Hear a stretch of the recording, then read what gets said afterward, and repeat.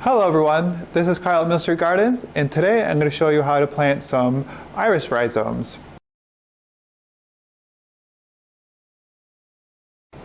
So we just received some from one of our suppliers at the garden center, and right now it's the beginning of September, and what we received were these bare root irises. So as you can see, there's no soil on it, it's not potted or anything, and if I had to guess, it was probably recently dug within the last couple of months and then dried out and then shipped to us for planting. So we received two different varieties, and I wanted to get some varieties that I thought were uncommon or you just don't see everywhere, and that were reblooming, because irises, they bloom and they're beautiful, but then they're done. But there are some types called reblooming types that will get you another rebloom around this time of year. So the first variety that we have is, and I forgot the name of it offhand, Harvest of Memories. So these are German irises. So this one, according to online, says it's very fragrant, and the flowers are yellow, which are nice. And of course, it's a reblooming variety, as I already said. And the other variety we got is Presby's Crown Jewel, which looks like this. And I looked up to see if it was fragrant, but it did not say that it was. But it is very beautiful. So I'm excited to get these guys planted out in the garden. These are the first time that we've added irises to our showcase garden. And it's actually the first time that I've actually planted irises that I've chosen for myself. Like, we've had them at our house, but they were irises that came with the house. So yeah, just excited about that. All right, so the first thing that we're doing is we're just soaking them in some water because they're bare root. Honestly, they still got like lots of green on the leaves, so they can't have been dormant for that long. So I'm not going to soak them for a super long time, but I'm just going to soak them for about a half hour to get them ready to start absorbing water again, and then they'll be ready to take outside. All right, I got everything I need for planting the iris rhizomes. They've been soaking for close to an hour now, and I'm going to show you where I was thinking about putting them. So lots of the area in the showcase garden is starting to fill up real fast, and I was just trying to think of a spot where we're lacking a little bit of spring color and color this time of year.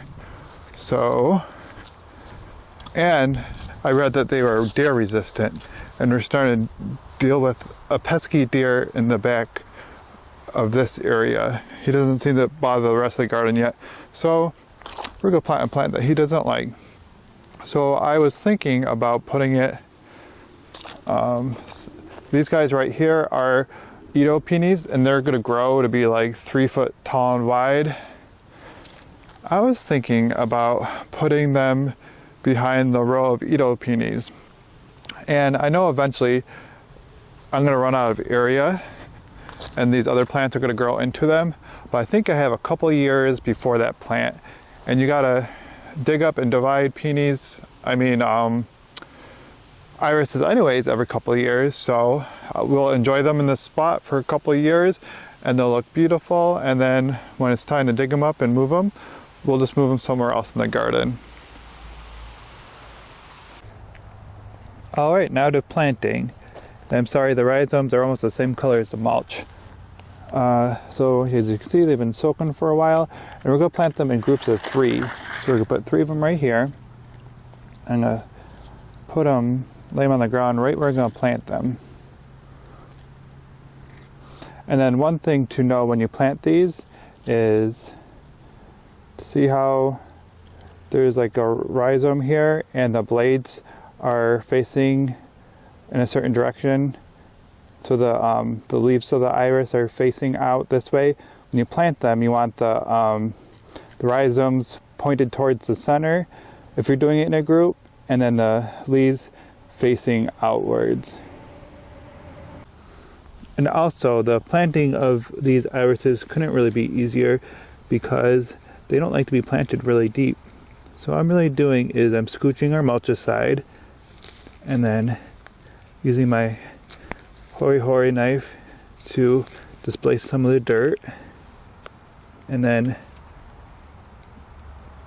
I'm just going to place them in the hole I just made and backfill the soil around this tuber, just so that it has lots of good contact with the roots.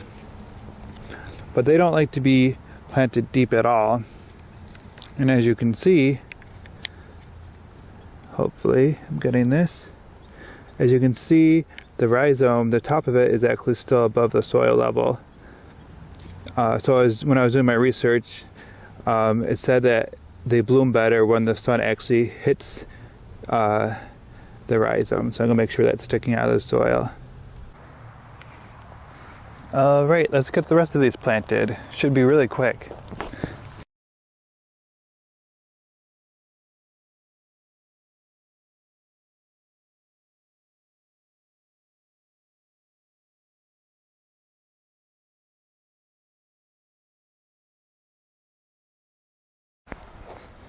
Alright, and now we're going to water them in just to keep the moisture level up a little bit until they start to root in. So I'll probably, if it's dry, water these every other day. And then they're honestly so like near the surface. I'm going to give these guys a tug after a couple of weeks to make sure that they're rooting in properly. All right, so that was shockingly easy. So in recap, what we did was we soaked the roots, and I said you can do it for at least a half hour, but up to a couple hours if you like. Then we brought them outdoors and we just dug like a really shallow hole, stuck them in and pushed the dirt in around the roots, making sure that the top of the rhizome was still exposed for the sunlight can hit it. And then I watered them in. And then what I'm going to do is I'm going to come back in a couple of weeks and give them a tug. Not like a huge tug, but just, you know, a small tug just to make sure that they're rooting in properly. Because we want to make sure that those rhizomes have a chance to really root in before winter hits. So if you have any more questions or comments, please leave them in the comment section below. And if you like this video, make sure that you like and subscribe to Mill Street Gardens. Thank you very much.